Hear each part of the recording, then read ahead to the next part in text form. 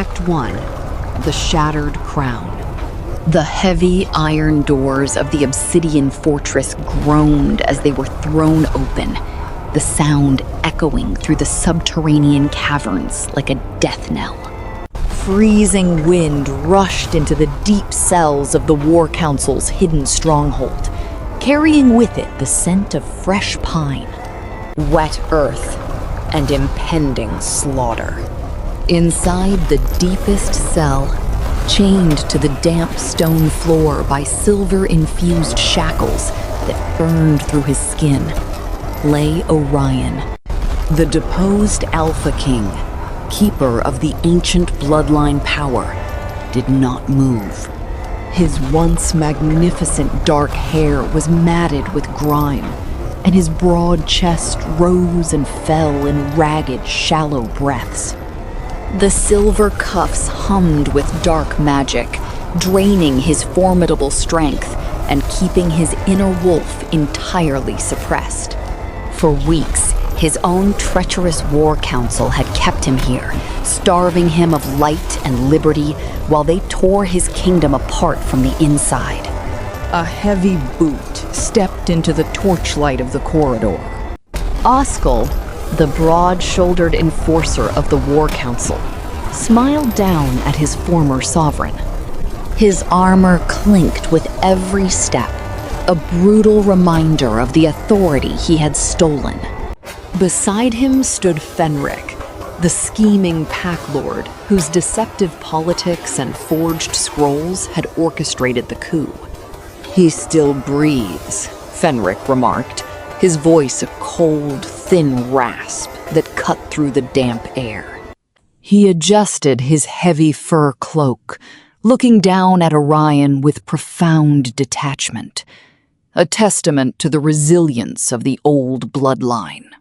But a useless resilience nonetheless. By dawn, the remaining loyalist lords will sign the treaty, and the king's name will be nothing but a footnote in the council's ledger.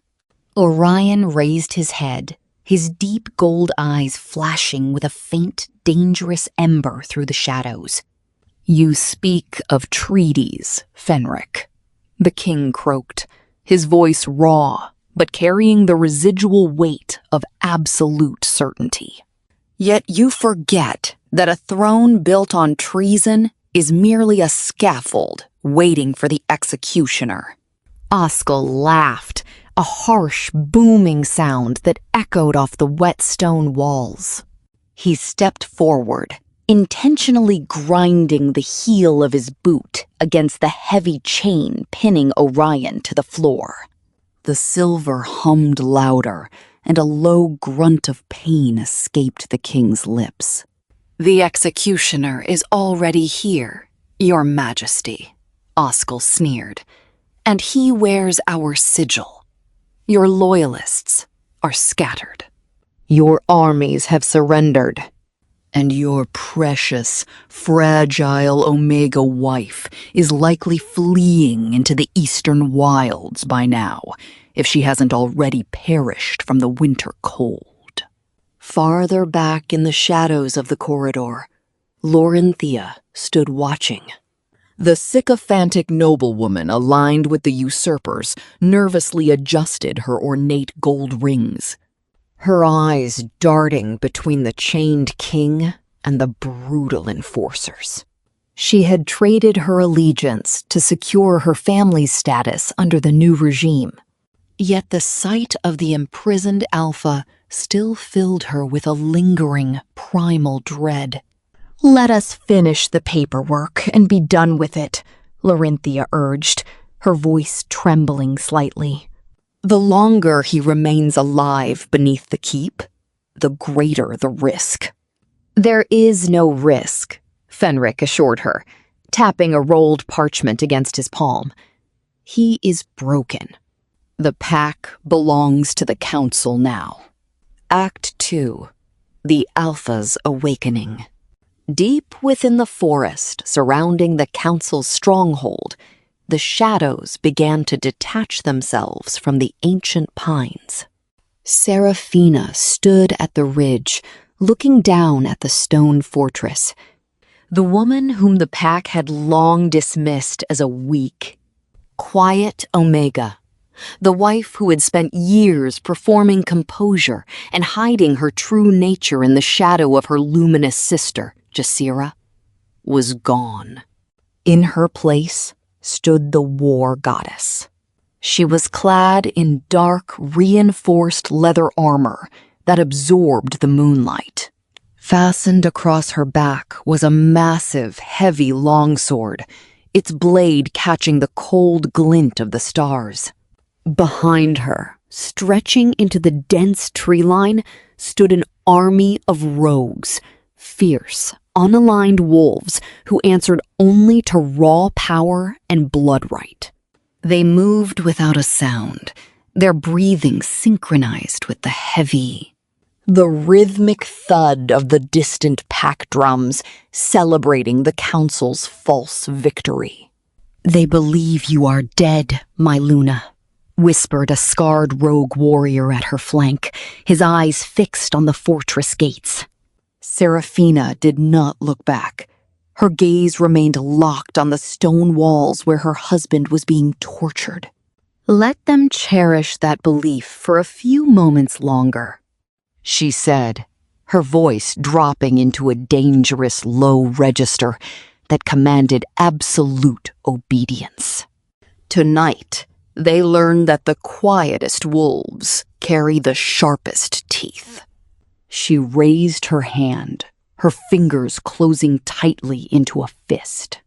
High above, the clouds parted, exposing the full, radiant face of the winter moon. High above, the clouds parted, exposing the full, radiant face of the winter moon. A collective, blood-chilling howl rippled through the rogue vanguard, tearing through the quiet night air.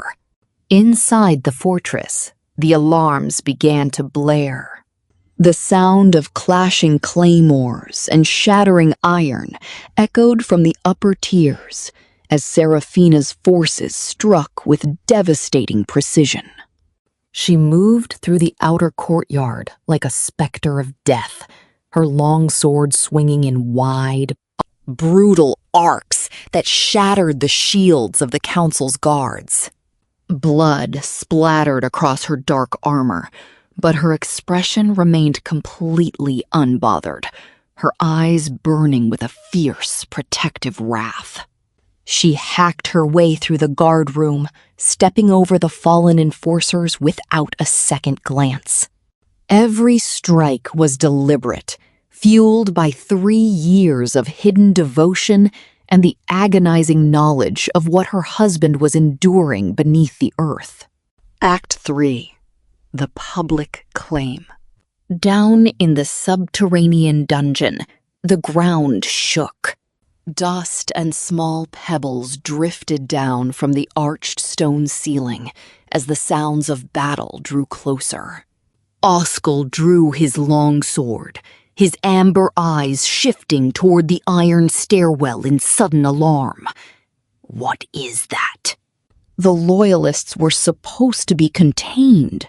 Fenric stepped back toward the shadow of the back wall, his careful composure completely cracking as the heavy oak doors at the end of the corridor were violently blown inward.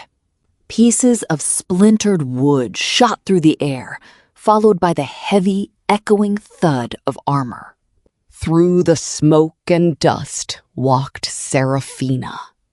Her dark leather armor was covered in the blood of the council's elite guard, and her long sword dragged along the stone floor, leaving a crimson trail behind her. Her silver-streaked hair blew wildly in the drafts rushing through the ruined doorway. "Serafina?" Laurenthia gasped, her face turning entirely pale as she pressed herself against the wall. The Omega?" Serafina ignored the noblewoman entirely. Her eyes scanned the dark cell until they landed on the chained, bleeding figure of Orion. When she saw the silver shackles burning into his flesh, something ancient and terrifying awakened within her gaze. The raw aura of an apex predator flooded the narrow corridor, so heavy and suffocating that even Oskel instinctively took a step back, his sword lowering an inch. "Step away from my husband," Serafina commanded. The words were not shouted, but they carried a lethal resonance that vibrated through the very stones of the fortress. "You are nothing but an outcast's wife," Oskel roared, trying to shake off the paralyzing fear gripping his chest. He lunged forward, raising his blade to cut her down. Serafina didn't even blink. She sidestepped the clumsy attack with supernatural grace, her longsword coming up in a swift, devastating counterarc. The heavy blade sheared through Oskel's armor and chest in a single, fluid motion. The broad-shouldered enforcer collapsed to the stone floor with a wet thud, his weapon clattering into the darkness. Fenric dropped his scrolls, his hands raised in immediate, terrified surrender. "I obey," he whispered, his voice cracking with absolute terror. "I obey the true power." Serafina stepped over Oskel's body and approached the chained king. She raised her massive longsword and brought it down with terrifying strength directly onto the silver-infused chains.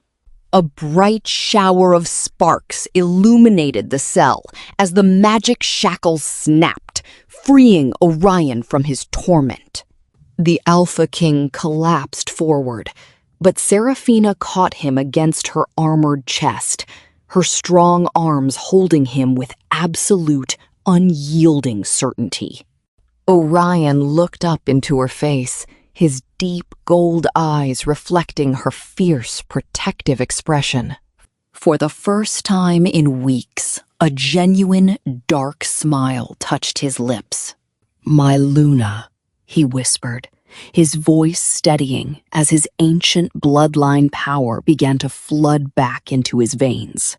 Serafina stood up, turning her back to the cell and facing the surviving council loyalists, the cowering Fenric, and the trembling Larinthia. She lifted her blood-drenched longsword and drove the tip deep into the stone floor, the ring of the steel echoing like a declaration of war. She looked out at the gathered rogues and the terrified traitors alike, executing the ancient, undeniable ritual of a public claim. "Hear me, wolves of the Frostflare territory," Serafina announced, her voice echoing through the deepest caverns and reaching the ears of every warrior in the keep. "The War Council is fallen. Orion is the true and only Alpha King of this realm. Kẻ nào dám động đến Mai Alpha, ta sẽ thiêu rụi toàn bộ vương quốc này." The heavy iron links of the shattered manacles clattered against the damp stone floor of the subterranean cell, the sound echoing through the cavernous vaults like a dying gasp of the old regime. Orion shifted his weight, his massive frame swaying slightly as the sudden absence of the enchanted silver restraints caused his newly freed bloodline power to surge violently through his veins. He looked down at his wrists, where the flesh was raw and blackened from the agonizing burn of the anti-alpha runes that the treacherous War Council had seared into his skin.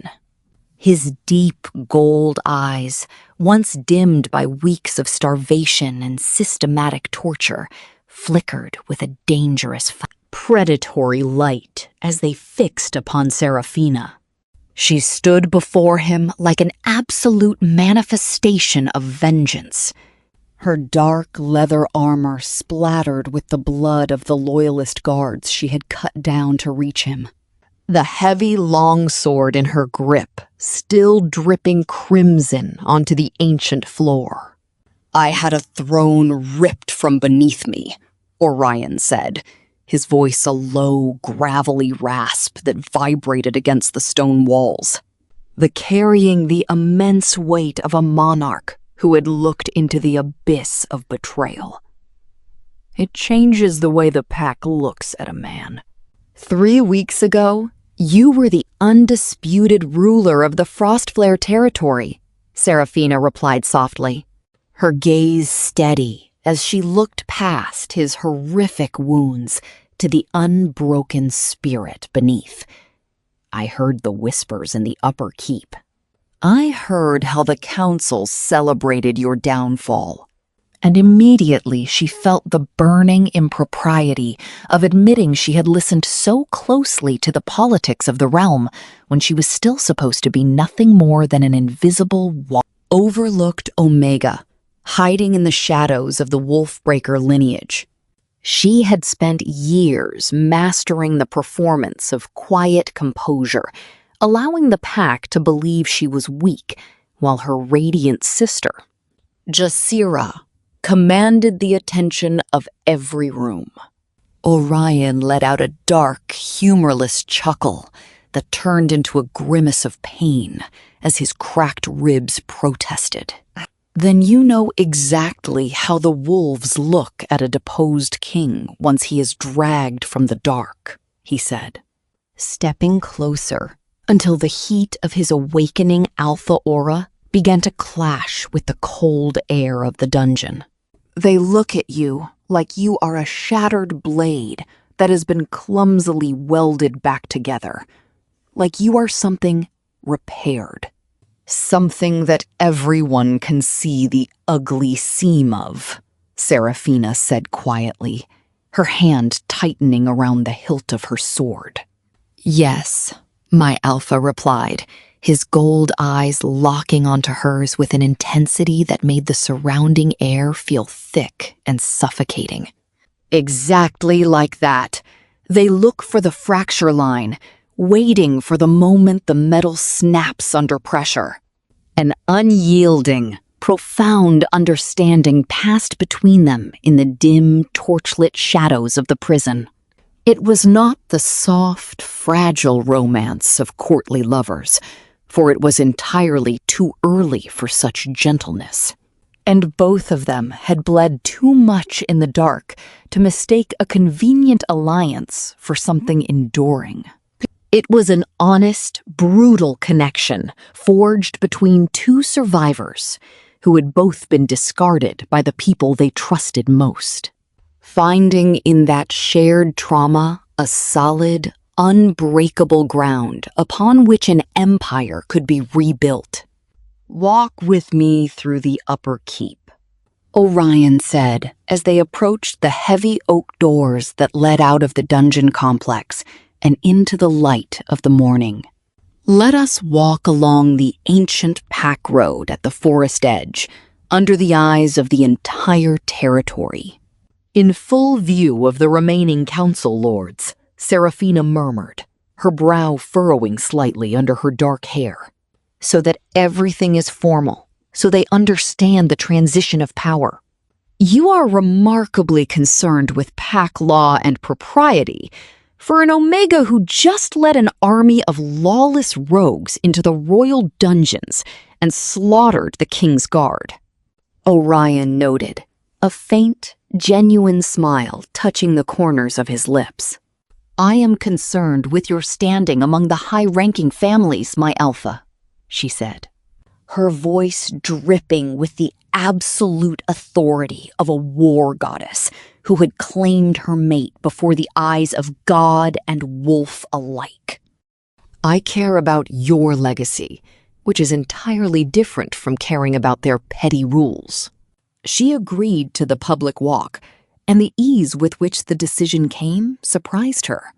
For years, she had hidden from the light, but now, with the weight of Orion's hand resting briefly against her armored shoulder, the shadows felt like a garment she had permanently outgrown. As they emerged into the grand courtyard through the carved stone archway of the main fortress, they passed the remnants of the war council's forces, who had surrendered to Serafina's brutal vanguard.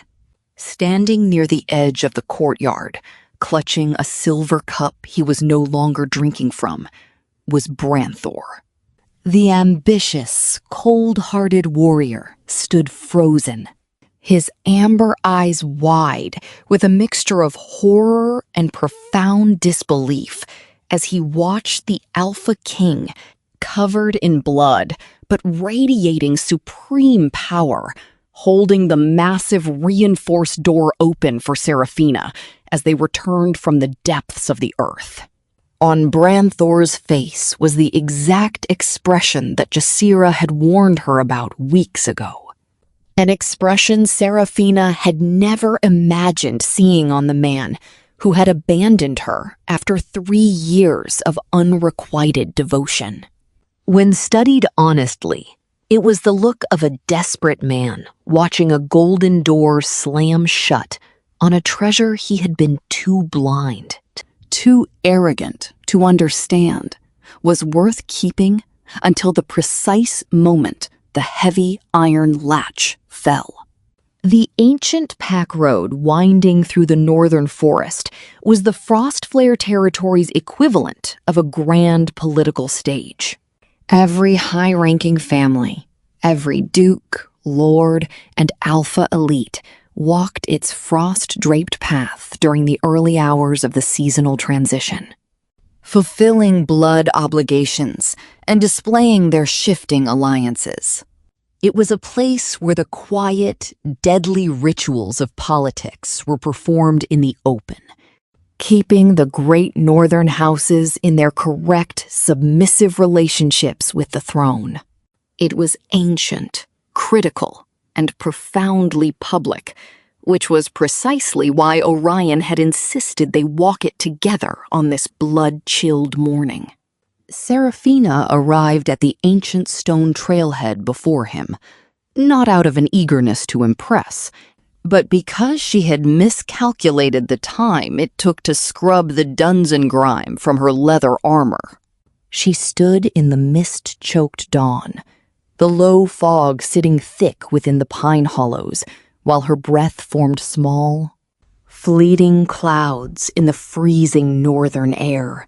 She found herself actively preparing her mind for the bitter possibility that he would not appear, that she had completely misread the profound weight of their shared glances in the dark, or that the terrifying intensity of her public claim in the dungeon had been more significant in her desperate heart than it had been in the grand, the strategic mind of the Alpha King. Then, the sharp crunch of heavy boots on the packed earth path broke the silence of the forest. Orion emerged from the shadow of the ancient pines, his massive shoulders draped in a heavy cloak of dark wolf pelt, his hands clasped firmly behind his back as his golden eyes scanned the horizon with the absolute stillness of a predator who found waiting genuinely untroubling.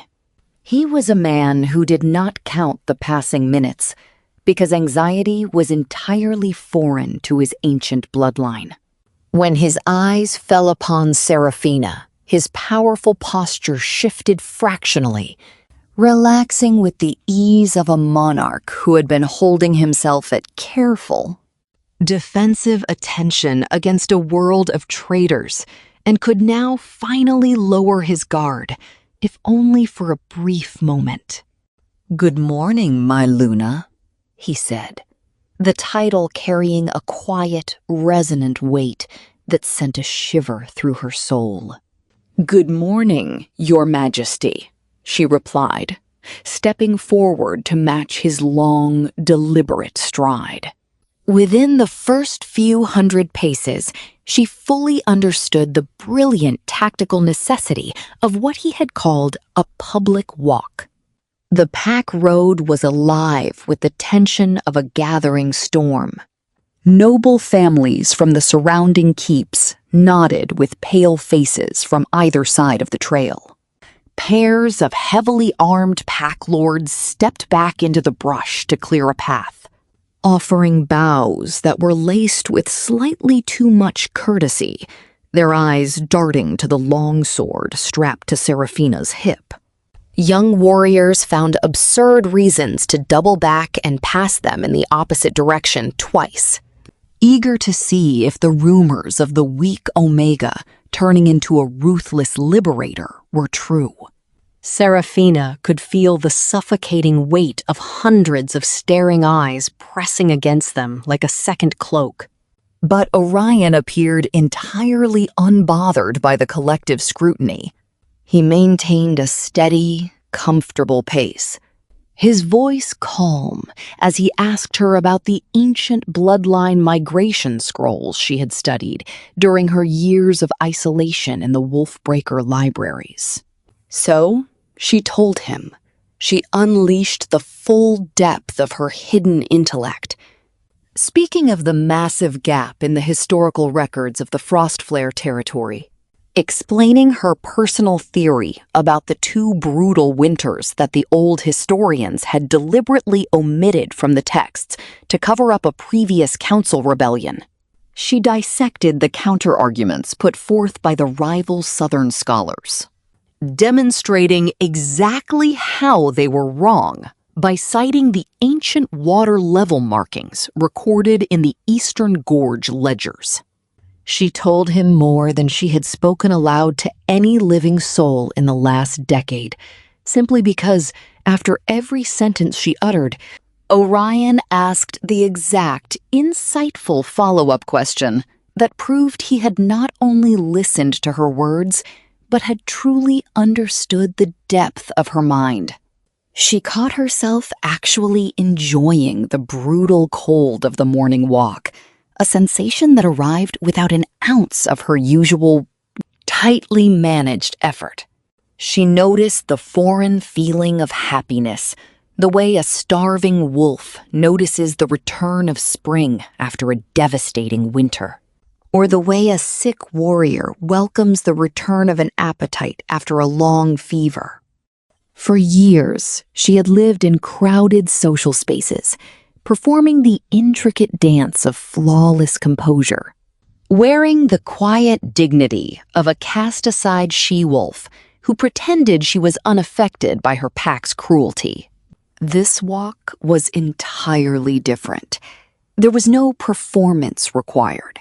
It was simply a walk, a deep conversation, and a powerful man beside her who was genuinely, profoundly interested in the thoughts she kept locked behind her teeth. "You keep looking slightly startled, Seraphina," Orion murmured, his deep voice cutting through her thoughts. "As though you were walking through a minefield, expecting an explosion, only to find a path of solid stone." She thought about denying the observation, but she realized with a surge of fierce pride that she was utterly tired of denying the truths of her existence. "Is my caution that obvious to you, Your Majesty?" "Only to someone who is paying exceptionally close attention to every breath you take," he replied smoothly. "You pay a great deal of attention to an Omega," she countered. "It is a necessary habit for a king who wishes to keep his head on his shoulders," Orion said, turning his head to look at her. "I find observing the hidden details of a person far more useful than listening to the empty flatteries they speak. Most people find speaking empty words considerably easier than remaining silent," she noted. "Most people," my alpha agreed, his gold eyes flashing with a dangerous amusement, "are not particularly interested in the terrifying truths they might see if they actually stopped talking and looked at the world around them." Two high-ranking noblewomen from a prominent loyalist family passed them from the opposite direction.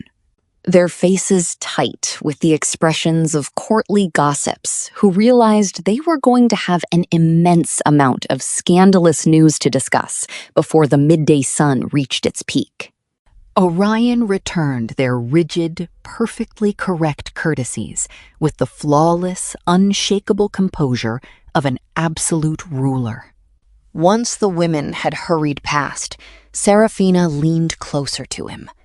They will spread word to the western borders by nightfall. The whole territory will talk. They have been talking since you drove your sword into the dungeon floor and claimed me before the executioners, Orion said, his voice entirely devoid of concern. Half the northern packs have already formed an opinion on our alliance by now. And that sudden, massive shift in your political standing does not concern you in the slightest? She asked, searching his fierce profile. The Alpha King fell silent for a moment as they passed beneath a grand archway of bare-limbed ancient oak trees. The thick frost clinging to the black branches caught the early morning light, shattering the pale sunbeams into brilliant, glittering shards across the path. I spent a massive amount of time after the first betrayal worrying about what the council whispered in the dark, Orion admitted, his tone darkening. I found the anxiety to be entirely unrewarding. It didn't stop them from putting me in chains.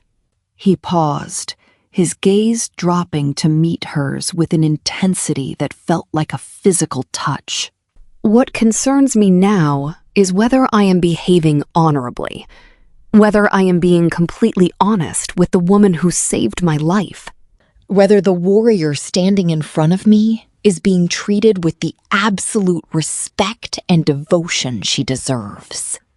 The rest of their political whispering is nothing but meaningless noise in the wind. That is an exceptionally grand and easy sentiment to utter when you are the Alpha King, born of the ancient bloodline, she said, a faint smirk touching her lips. Orion glanced at her, offering no defense, no weak excuses. Yes, he agreed instantly. I imagine it is far easier for a king to say. I will not insult your intelligence by pretending otherwise. And that clean, absolute honesty, that fierce willingness to agree with her perspective rather than defend his own royal pride, did something profound to the careful, guarded internal architecture that Serafina had spent her entire life constructing. It did not completely demolish her walls, but it found the precise places where the stone was vulnerable, applying a steady, patient, and deeply comforting pressure that made her feel safe for the first time in her existence. When she returned to the Wolfbreaker Keep later that afternoon, she found Larinthia standing in the grand entry hall. The high-energy, politically minded matriarch had both of her hands pressed tightly together against her chest, wearing the manic expression of a woman who had been desperately containing world-altering news since before the dawn. Larinthia had received 4 separate, highly detailed scout accounts of the solstice walk before she had even finished her first cup of morning tea. Furthermore, Fenric, her stoic and quiet father, who usually preferred the silence of his scroll-filled study over the chaotic theater of pack politics, had been aggressively questioned about Serafina's sudden status by 2 senior pack lords before midday, an intrusion into his isolation that he grumpily reported had not occurred in 3 full seasons combined. It was nothing more than a walk through the forest edge to establish order, Serafina said, trying to brush past her mother. Larinthia let out a sharp, strangled sound that was far from a proper word, but it communicated with immense empathy. The theatrical effectiveness that she considered the phrase, "nothing more than a walk," to be one of the most absurdly inadequate sentences she had ever heard uttered in her long life.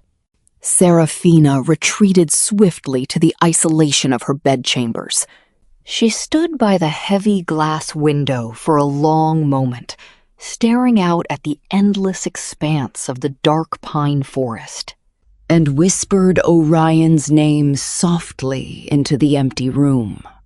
She tried to reconcile the image of the terrifying, blood-soaked Alpha King who commanded armies with the gentle, deeply perceptive man who had walked beside her for an hour, asking about historical migration gaps and agreeing with her direct assertions rather than softening his words into condescending suggestions. To her own shock, she realized she was smiling. She noticed the expression with a sudden spike of internal alarm, but then she realized the alarm was no longer powerful enough to control her. She stopped trying to manage her chaotic emotions altogether, letting the foreign warmth wash over her completely. The weeks that followed took on a distinct, powerful rhythm. Orion came to the Wolfbreaker Keep twice every single week, establishing a dominant presence that left no doubt as to where his allegiance lay. The first time his royal carriage passed through the formal gates, Fenric received the Alpha King in his private study.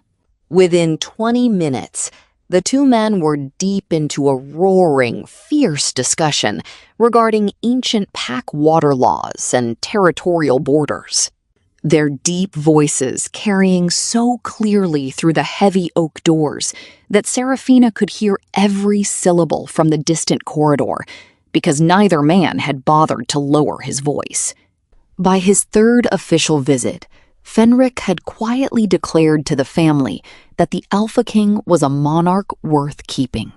A massive praise based entirely on the intellectual quality of their legal debates and the fact that Orion had personally brought a rare, centuries-old historical scroll about northern migration patterns that Fenric had been desperately trying to locate for over 11 years.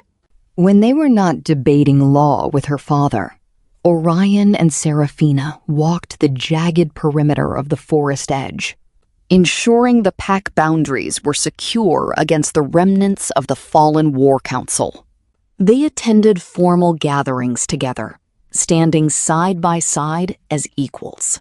Occasionally, he would send his royal messengers to deliver ancient texts to her chambers. There were never any standard romantic notes attached to the bundles, just the heavy parchment scrolls themselves. Serafina found that she deeply preferred this silent gesture over empty poetry, for it proved that Orion was thinking about what her brilliant mind would want to understand and dissect, rather than what shallow words would merely impress her. She returned the texts to his fortress weeks later, having written her own extensive, critical thoughts directly into the wide margins of the parchment.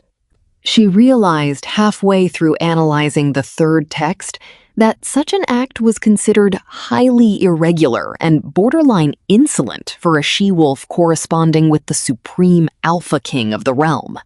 But she did not stop. She was falling for him, and she could feel the undeniable, terrifying shape of the emotion taking root in her chest. She had felt the shape of love once before in her life, but this version was entirely, fundamentally different. The first time, with Branthor, it had been a soft, unexamined slide into a hopeless devotion. She had drifted into it blindly, without noticing the danger, only to look around one day and find herself shattered at the very bottom of an emotional abyss. This time, however, she was watching the fall happen with her eyes wide open, noticing every single psychological step, choosing every single vulnerability, and accepting every risk. That was the precise detail that terrified her to her core. She was not afraid of Orion. She was deeply afraid of herself. She had been wrong about a man before, devastatingly wrong. And the fragile heart that had barely survived being told it meant absolutely nothing to a warrior's future was no longer a careless, trusting thing. It was careful. It was exceptionally, defensively careful. And she knew that even the most careful things could still be brutally broken if they were dropped from a great enough height. She carried that dark knowledge like heavy ballast in the stormy seas of her mind, letting the memory of her past heartbreak steady her steps, rather than stop her from moving forward into Orion's arms. From the shadows of the Grand Council chamber at the Frost Flare seat, Oskel stood watching his Alpha King at the conclusion of a grueling territorial meeting. He noticed with a cold, silent calculation that Orion's powerful attention had drifted toward the grand eastern window yet again. The Wolfbreaker Keep sat directly to the east of the Frost Flare throne room. Oskel said nothing to the other remaining lords, keeping his observations locked away. He had served the Alpha King's lineage for years, and he had watched Orion endure the violent breaking of his past political alliances with the controlled, iron-willed grief of a monarch who believed that his pain was his own private business and no one else's. Oskel had watched the king slowly reassemble the shattered pieces of his authority, relighting the royal fire that the War Council had tried so desperately to extinguish. The broad-shouldered enforcer gathered his political scrolls in silence, allowing the Alpha King to stare out toward the eastern horizon for as long as his royal heart desired. The high feast, hosted by the prominent northern loyalists, was universally recognized as the most politically treacherous and significant meal of the mid-season. It was an agonizing 12-course affair spanning over 3 hours, with the elaborate seating arrangements designed with the lethal precision of a court that understood that where a wolf was placed at the table told them exactly what the realm thought of their status, without a single word being spoken aloud. Serafina was given a seat directly in the middle of the long, polished oak table. It was not intended as an explicit insult, nor was it a grand honor. It was the exact, calculated placement that communicated a cold message from the high-ranking nobility. You are acknowledged. You are physically present in our hall. Let us proceed with caution. She had chosen to wear her finest structured gray dress for the occasion. The heavy fabric, adorned with intricate silver stitching along the high collar that her mother, Larinthia, had insisted she wear with immense strategic intention. Serafina had arrived at the grand hall with her signature unshakable composure, taking her designated seat without a hint of hesitation and successfully navigating 3 full courses of dangerous, double-edged social conversation with the absolute poise of a seasoned diplomat. At the head of the long table sat an arrogant, high-ranked noblewoman, allied with the old ways. A sharp-featured matriarch possessed of a devastating social gift. She could deliver the most insulting, soul-crushing observations in tones of absolute, crystalline pleasantness, ensuring that anyone who reacted defensively looked as though they were the ones who had committed a social error. The noblewoman waited patiently until the 4th course was served, ensuring that everyone's silver goblets were filled with rich wine. The table had relaxed, and the ambient noise of the hall was quiet enough for her voice to carry clearly to every ear. "Miss Wolfbreaker," the noblewoman said, her voice cutting through the clatter of silverware as she addressed the table at large, explicitly ensuring she had an audience of witnesses for her strike. "How absolutely charming it is that the chaotic shifts of this season have produced such a sudden, fascinating interest for you. One does hear the most incredible rumors whispering through the keeps." The woman offered a patient, blindingly bright smile that did not reach her cold eyes. Though one cannot help but wonder, quite naturally, about the long-term wisdom of a she-wolf of such uncertain, fragile standing, reaching so aggressively toward a royal connection of such immense, historic elevation. I fear it can produce grand, unrealistic expectations that will inevitably prove difficult and painful for all parties involved once the dust of the rebellion finally settles. The entire long table went utterly still. It was not a loud, chaotic silence, but rather the suffocating quiet of 12 exceptionally well-bred wolves who had all heard the precise lethality of the insult, and none of whom were foolish enough to be the first to acknowledge the social execution taking place. Serafina slowly set down her heavy silver fork against the porcelain plate, the faint click echoing in the stillness. She was acutely, painfully aware of the heavy weight of their judging eyes fixing upon her from every angle of the room. She knew with absolute certainty that how she chose to respond in the next several seconds would be memorized, analyzed, and repeated at every single pack gathering from this night until the winter cycle ended. Yet, beneath that intense social awareness, a far simpler, primal emotion was awakening deep within her bloodline. She was angry. It was not the dull, shapeless, and submissive ache of the past years when she allowed people to walk over her in silence. This was something vastly brighter, sharper, and infinitely more dangerous. It was the white-hot, lethal anger that arrived when a warrior had been patient for far too long, and an enemy finally pushed through the final layer of that patience to find the dragon sleeping beneath it. She was suddenly furious on behalf of the invisible woman who had spent years standing alone in the dark corners of the great hall. She was angry on behalf of the 3 years she had wasted loving a man who had cast her aside like a useless piece of old furniture the moment a shinier option appeared. She was done making herself small enough to fit comfortably into whatever pathetic spaces the high society of the Frostflare territory deemed left over for her.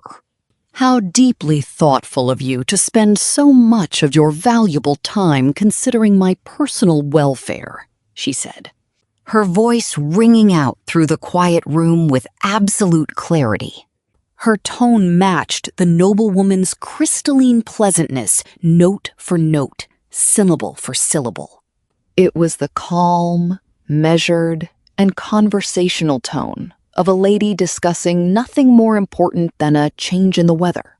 "I find, however," she continued, leaning forward slightly, "that the definition of wisdom in these complex matters looks entirely different depending on the strength of the ground upon which one is standing.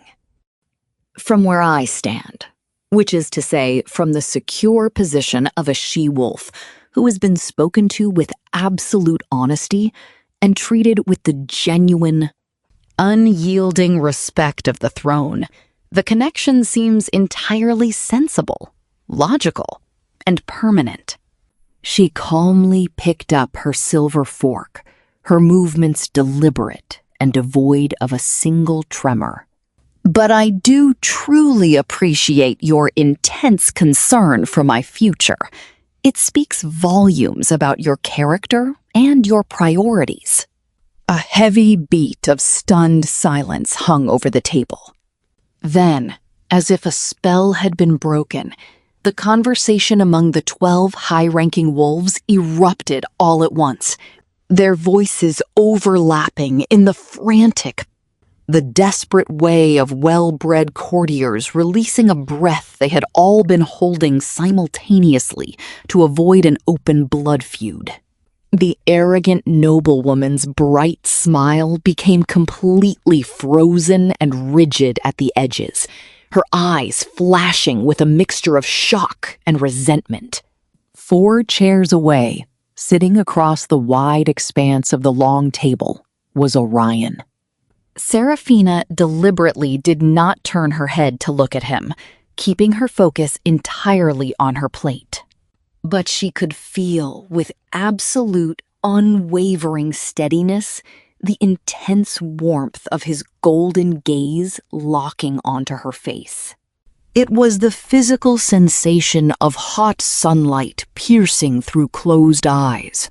It was present, certain, and completely devoid of any performative deceit.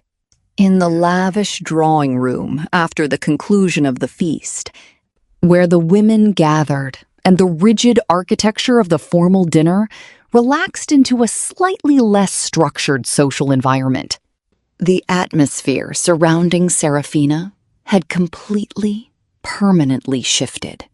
3 high-ranking she-wolves, who had previously treated her with a calculated, frozen indifference, now actively sought her out across the room, crowding into her space.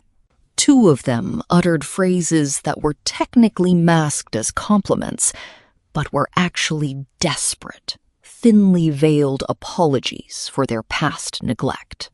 The 3rd noblewoman personally brought her a cup of the rare, imported tea that had been specifically set aside on a small marble table reserved exclusively for the inner circle of the pack.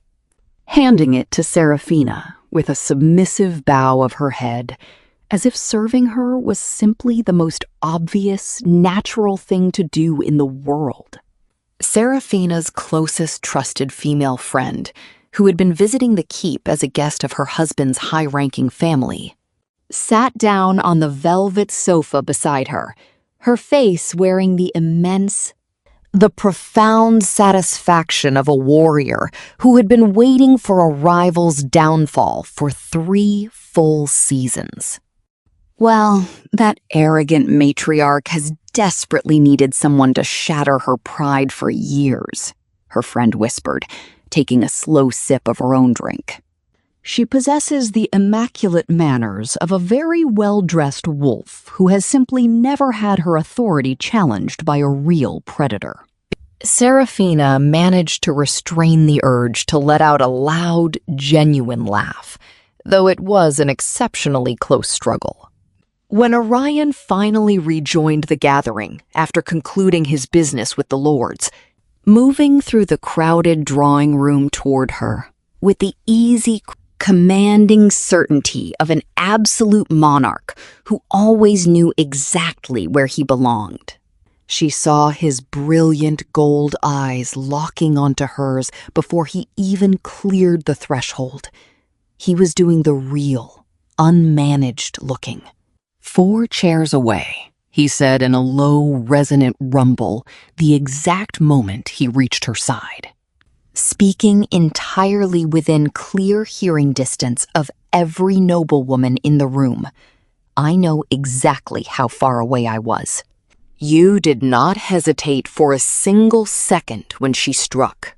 I was angry, my alpha, she replied honestly, meeting his fierce gaze without fear. Anger is an exceptionally clarifying emotion, Orion said, looking down at her with a burning intensity that she was not yet entirely ready to name, but was rapidly becoming deeply familiar with. It was something warm, primal, and utterly certain that lived directly behind his royal composure, surfacing only in these rare moments when he stopped managing his colossal power for the sake of politics. "Yes," he murmured, "it is beautiful." From a heavy armchair positioned near the roaring stone fireplace, Branthor had been watching the entire interaction unfold. He was desperately trying not to watch her, or at least he had repeatedly lied to his own mind that he wasn't. But Serafina kept effortlessly commanding his line of sight, regardless of where he forced his eyes to look within the crowded room. He watched her gracefully accept the silver cup from the very noblewoman who had ignored her existence for years.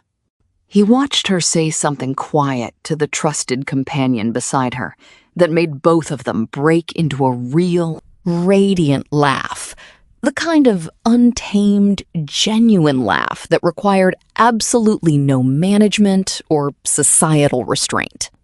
He watched her look up the precise moment the Alpha King arrived, her posture entirely devoid of the anxious, performative reactions a lesser wolf displays when they know they are being intensely observed by the court. She just existed. She was completely present, entirely unhurried, and absolutely secure in her own skin. Jaceera came to stand silently beside Branthor near the hearth, her naturally radiant and expressive face unusually quiet as she followed his desperate gaze across the room. She did not utter a single word of reproach, but her hand gently found his tense arm, and Branthor covered her fingers with his own broad hand. They stood there together in the warmth of the fire, a silent couple watching his former love come violently, beautifully back to life across the crowded room. And neither of them dared to speak a single word, because they both knew that any truth uttered in that moment would cost far more than their pride could bear. He arrived at the Wolfbreaker Keep on a cold Tuesday morning. Serafina had not been aware that Jaceera's social schedule had become so rigidly established that an outsider could plan a covert meeting around it. But apparently, the pack politics had made it so. Jaceera was always attending the high-ranking sisterhood gathering on Tuesday mornings, an essential social obligation that kept her occupied for the entire first half of the day. Branthor, who knew this routine perfectly from his years with the family, had calculated his arrival at the keep during those precise hours of isolation. He was waiting anxiously in the grand stone hall when Serafina walked through the archway. It was the exact same hall where their relationship had met its brutal end weeks ago. Above them hung the same carved stone wolf heads, throwing long, jagged shadows across the floor. In the center sat the same massive oak table where she had once spent countless quiet evenings reading passages from the ancient texts to him, believing with a private, unexamined devotion that those shared, quiet moments were what it might eventually feel like to be chosen by a mate. Branthor looked fundamentally different than she remembered. It was not a physical change in his appearance, but rather a severe degradation in his quality. He looked entirely less settled, less secure in his own skin. He sat hunched over, with his heavy elbows resting on his knees, his hands clasped tightly together in a gesture of intense anxiety, which was a posture the proud, arrogant Branthor had never displayed in his life. When he looked up and saw her standing there in her dark leather armor, his amber eyes filled with an expression of raw regret that she had never seen on him before. Serafina walked forward and sat down in the heavy chair directly across from him, her posture rigid as she waited for him to break the silence. "I desperately need to say something to you, Serafina," he began, his voice strained.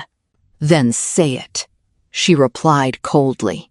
He said he believed he had made a catastrophic error in judgment. He spoke the words with an intense, calculated care, as if he had spent the entire morning rehearsing the speech in his mind. Which she knew he undoubtedly had. He said he had profoundly confused his own heart. He explained that Jasira had been so naturally present, so vibrant, and so effortless to love, that what he had felt in her presence had felt like absolute clarity. He described it as a sense of profound relief, because being with her sister was so much simpler, so much less demanding than what he felt when he looked into Serafina's deep, complicated soul, which required him to be far more than just an easy, standard warrior. He admitted he had foolishly convinced his own pride that simple was the same thing as right. "I miss you," he said, the words slipping out with a raw, ugly honesty. Not in the shallow way of merely missing a routine I was accustomed to, but in the devastating way of understanding far too late that something irreplaceable was right in front of me. The ancient stone hall became profoundly, heavily quiet. Outside the reinforced windows, a bitter northern wind howled through the pine trees, and a grand clock in the far corridor ticked away the seconds with a steady, uncaring rhythm. Serafina sat entirely still, letting his words hang in the air. She was a woman honest enough with her own soul to acknowledge that somewhere deep within the dark recesses of her mind, there was still a faint, lingering echo of the immense devotion she had carried for this man for 3 long years. It was the exact way an old stone room retains the faint, fading warmth of a great fire long after the flames have died down and moved on, leaving nothing but a residual heat in the deep stones. She could feel that ancient echo clearly, but she could also feel with an equal, terrifying clarity that it was nothing more than a hollow echo. The real fire, the white-hot, consuming flame of her soul, was burning fiercely somewhere else entirely now. "Branthor," she said, her voice steady and devoid of anger. "What you felt for Jasira during those bright moments was completely real. I believed in its authenticity then, and I continue to believe in it now. What I carried for you in the dark was also real." He leaned forward, hope flashing in his amber eyes. "Yes, it was. And yet, you made a deliberate, calculated choice to walk away." She cut him off, her dark eyes locking onto his. "I need you to think with absolute, brutal clarity about the real reason you are suddenly reconsidering that choice on this morning. I need you to ask your pride whether some significant part of this sudden regret has to do with the fact that the supreme alpha king of this territory has placed his mark and his attention upon me." Branthor flinched as if he had taken a physical blow to the chest, his eyes darting away for a fraction of a second. A tiny, revealing movement that told her absolutely everything she needed to know about his true intent. "That is not the only reason I am here," he insisted, his voice dropping. "I believe you," she conceded calmly. "But it is a massive, driving reason, Branthor. And I think deep down in your warrior pride, you know it to be true." She looked at him across the ancient oak table with steady, dark eyes that held no illusion. You chose my sister. Jasira loves you with a fierce, uncomplicated devotion. Whatever dark complications, doubts, or regrets exist within that bond now are entirely between the two of you to resolve. I am not a solution to your doubts, and I will never be a refuge for your wounded pride. He stayed in the hall a little longer, though not for long. He was not the type of warrior who prolonged an interaction once the essential, devastating truth had been delivered. As he reached the heavy entry door, he stopped, turning back to look at her one final time, to ask a single, desperate question. Are you truly happy with him? With the Alpha King? Serafina thought about the question, analyzing her soul with genuine, unblinking honesty. I am becoming happy, Branthor, she said, her voice soft, but filled with an absolute certainty. Which is fundamentally not the same thing as a fleeting, simple happiness, but I think it might be infinitely better. It is a state of being that I am actively choosing and continuing to choose with every breath I take. I find I vastly prefer it that way. He offered a slow, defeated nod, turned on his heel, and left the keep. She sat alone in the quiet stone hall for a long time after his departure, taking a cold, honest stock of her internal world. She had always expected that if this conversation ever occurred, if he ever crawled back to beg for her forgiveness, it would feel like a grand vindication, a glorious emotional victory, or a heavy debt finally being paid in full to her fractured pride. What it actually felt like was infinitely simpler and far more beautiful. It felt like a heavy oak door closing gently, permanently, on a dark room that she had already willingly walked out of weeks ago.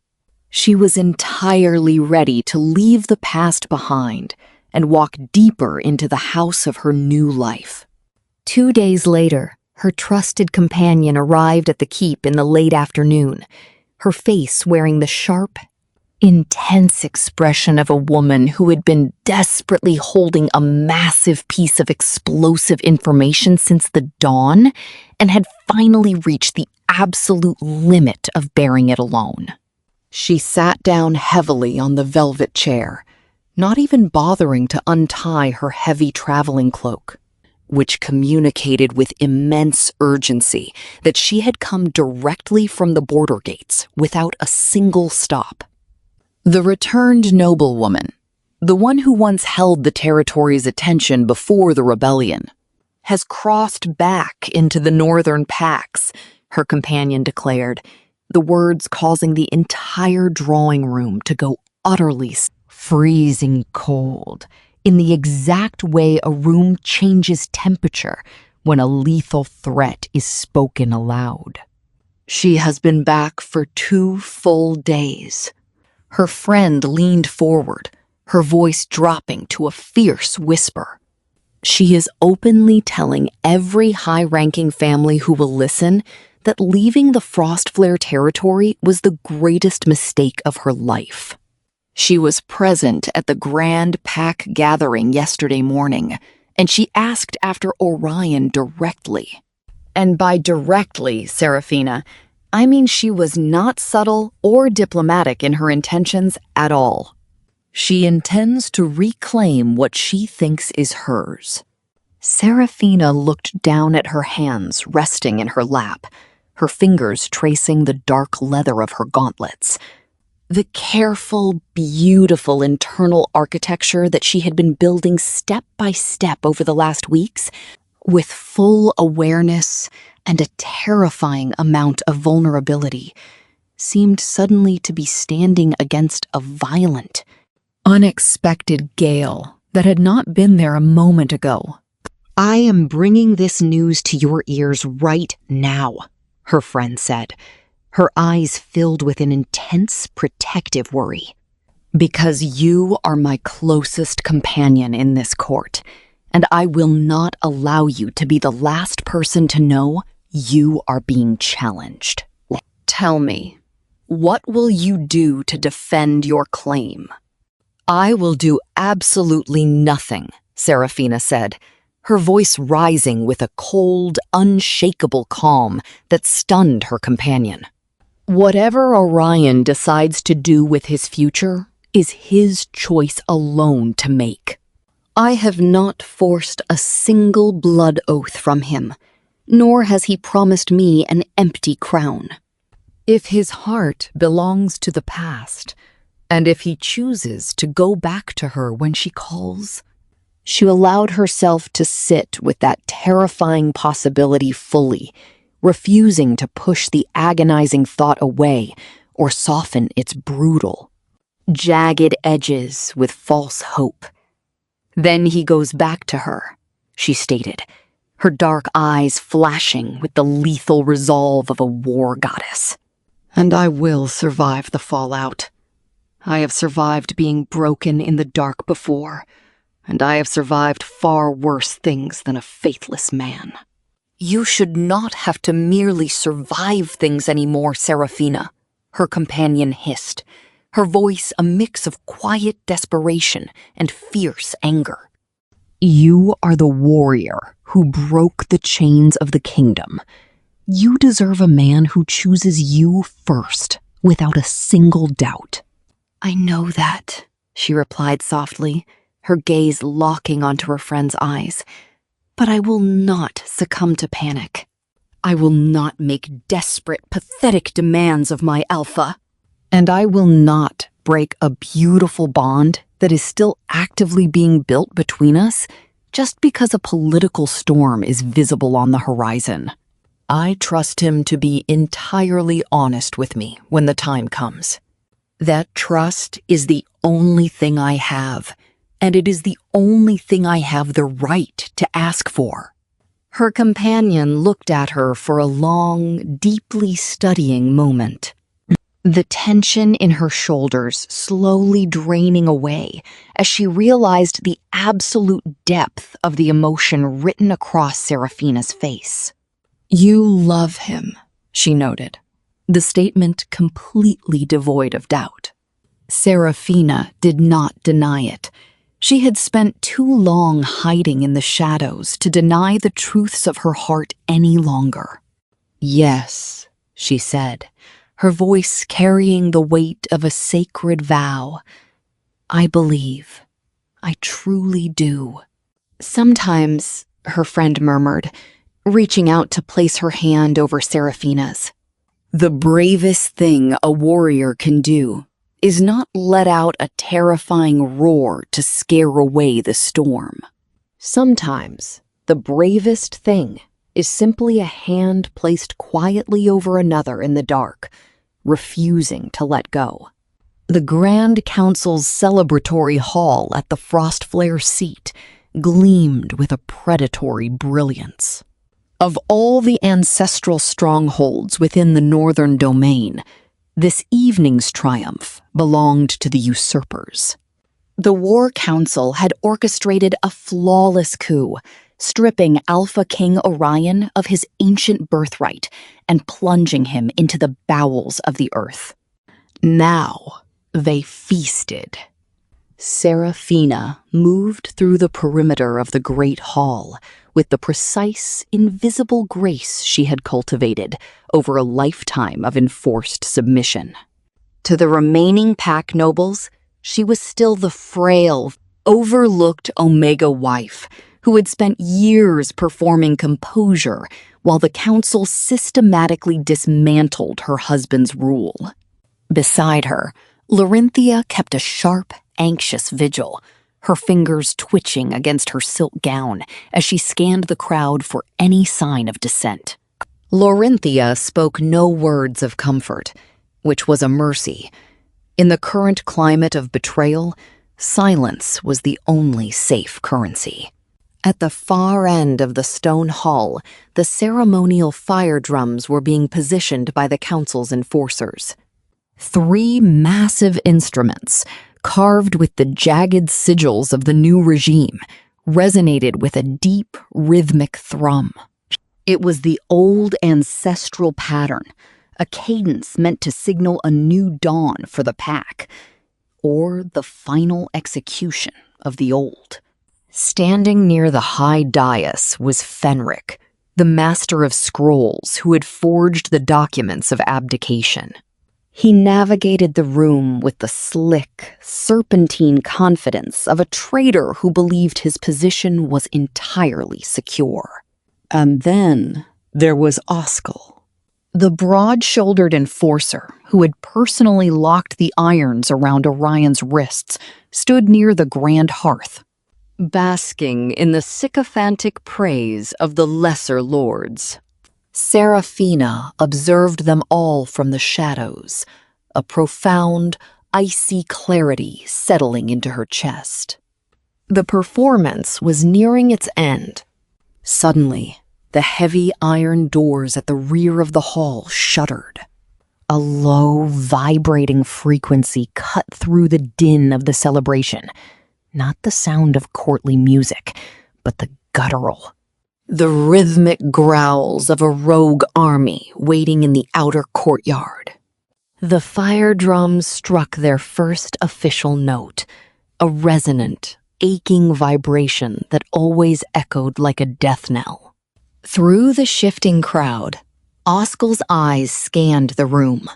His gaze landed on Seraphina, tracking her not with suspicion, but with the dismissive arrogance of a conqueror looking at a broken survivor.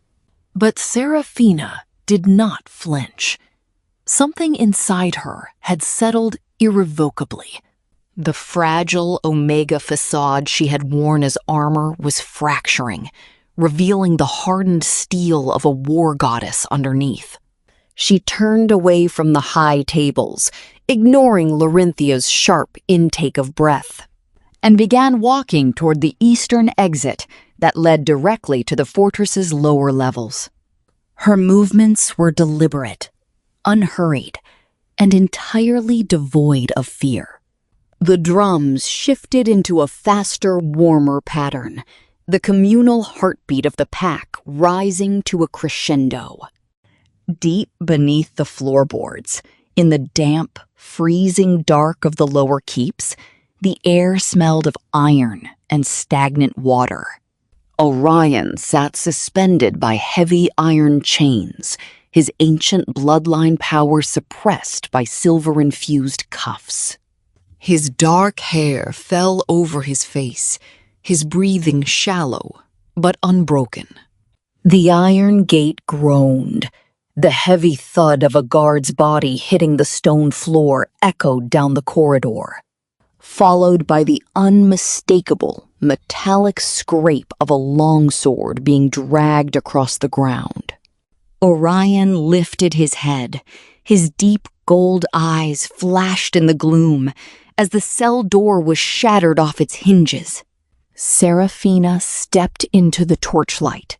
She was no longer wearing the soft fabrics of the court. A dark, reinforced leather armor hugged her frame, stained with the fresh blood of the guards she had slaughtered on her descent. In her right hand, she gripped a heavy claymore, its edge dripping onto the stone. Behind her, a dozen rogue warriors filed into the corridor, their eyes glowing, their weapons drawn. Completely loyal to the woman they called their commander. "Good evening, my alpha," Seraphina said, her voice cutting through the damp chill of the cell. Orion looked at her, the small geography of his rugged face tightening with an emotion he had long kept guarded. The careful, stoic mask he had maintained throughout his torture simply evaporated. "Seraphina," he murmured, his voice a low, gravelly rasp. "You shouldn't have come." "The War Council believes you are finished," she said, stepping closer, the long sword ringing against the stone as she brought it down to sever the primary chain holding his right arm. "They believe the pack has accepted their rule. They are mistaken." With a powerful, clean strike, the silver-infused iron shattered. Orion fell forward, but she caught him, her small frame holding the immense weight of the Alpha King without a single tremor. He exhaled a long, shaky breath against her neck, the absolute certainty of her touch anchoring his fading strength. Across the cell, the shadows shifted. Branthor stepped out from the secondary tunnel, his amber eyes wide with a mixture of shock and sudden, cold realization. He had been sent by the council to ensure the prisoner remained silent during the feast above. He had spent 3 years dismissing Seraphina as an inconsequential shadow, choosing to align himself with Jasira and the council's rising political stars to secure his own status. Now, looking at the blood-splattered warrior queen standing over the deposed king, Branthor understood the full magnitude of his miscalculation. What he had discarded as a weak, compliant mate was a force capable of tearing the kingdom apart. "Seraphina," Branthor whispered, his hand halting on the hilt of his blade. "You are committing treason against the council." Seraphina did not look back at him. She kept her eyes locked on Orion, reaching out to cup his bruised jaw with a gentleness that defied the violence of the room. "The council is an assembly of ghosts, Branthor, and you are standing in their graveyard."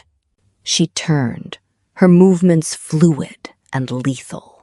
"Tell Oskel and Fenric that the true Luna of the Frostflare territory has returned to claim what was stolen." Branthor stood paralyzed for a moment, watching the way Seraphina held Orion's hand in the dark, carefully, fiercely, refusing to let go. He realized then that the emotional compliance he had expected from her was gone forever. He backed away into the shadows, choosing survival over a hopeless fight. By the time the high gather season above began to thin, the atmosphere in the Great Hall had shifted from celebration to sheer panic. The rogue army had surrounded the keep, their terrifying roars echoing from the deep pine forests and through the high windows of the fortress. The ceremonial drums fell silent. The fire in the hearth flickered wildly against the sudden, freezing draft that swept through the main doors. Seraphina ascended the grand staircase. She did not use the formal entrance. She marched through the side path, the household gate, the path reserved for those who truly owned the castle. She dragged the heavy claymore behind her, the tip scoring a long, jagged line into the polished stone floor. Behind her walked Orion. His posture was completely unyielding, his ancient bloodline power radiating from him like heat from a furnace. His gold eyes locked onto the central throne where Oskel sat. The music stopped completely. The nobles shrank back into the corners, performing a different kind of composure now, the frantic, desperate silence of the guilty.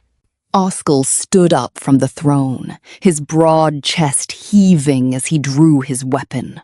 "You dare invade this sacred hall with a rabble of outcasts?"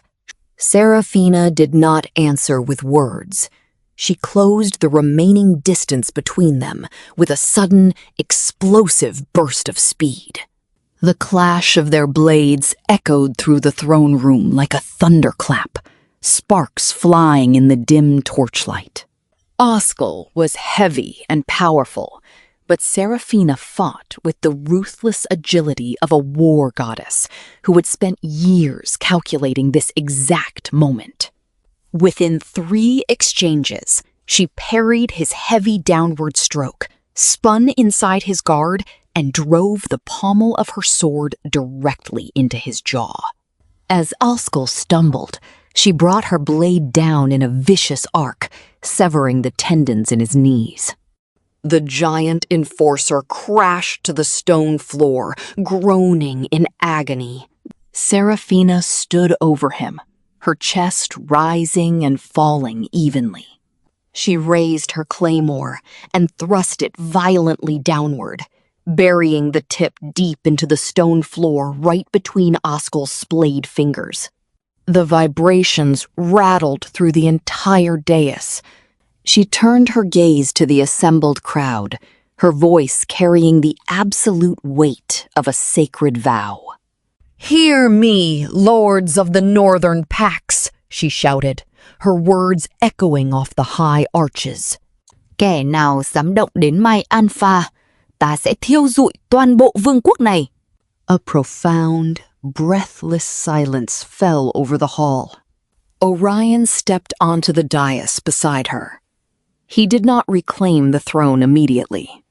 Instead, he reached out and touched her face, his thumb brushing away a smear of black blood from her cheek with the specific gentleness of a man who knew he had been saved by his greatest treasure. Seraphina leaned into his palm without hesitation. She was done hiding in corners. She was done waiting for permission to exist. Near the back windows, Larinthia stood with both hands pressed to her mouth, her eyes wide with a mixture of terror and a strange, overwhelming pride. Beside her, Fenric quietly rolled his political scrolls closed, a slow, deliberate expression of satisfaction settling onto his stoic face. "Good," Fenric murmured under his breath, recognizing the absolute authority returning to the lineage. Suddenly, Jasira appeared at the edge of the terrace. She had run down from the upper quarters, her radiant, luminous dress slightly torn at the hem. She looked at her sister, standing at the epicenter of the kingdom's power, bathed in the firelight, completely commanding the room. Jasira's face did not hold envy. For the first time, it became entirely honest, filled with a quiet, wondering awe. "She looks like a queen," she whispered. "She is the queen," her mother amended softly. Every wolf in the great hall could see the difference. Seraphina was no longer the fragile Omega, holding a warm goblet in the shadows, hoping someone would notice her worth before her name was spoken. She was the one who had crossed the distance herself, with her eyes open, into a destiny that was always going to be hers. She was chosen, and she was choosing, both at once. Orion took her hand, lifting it before the entire assembly in a public claim that solidified their bond forever. The Northern Pack looked upon their alphakin and the war goddess who had liberated him, knowing that the era of the War Council was dead. Seraphina looked out at the silent, kneeling crowd, finally, completely, and thoroughly understanding what it felt like to set the goblet down and rule.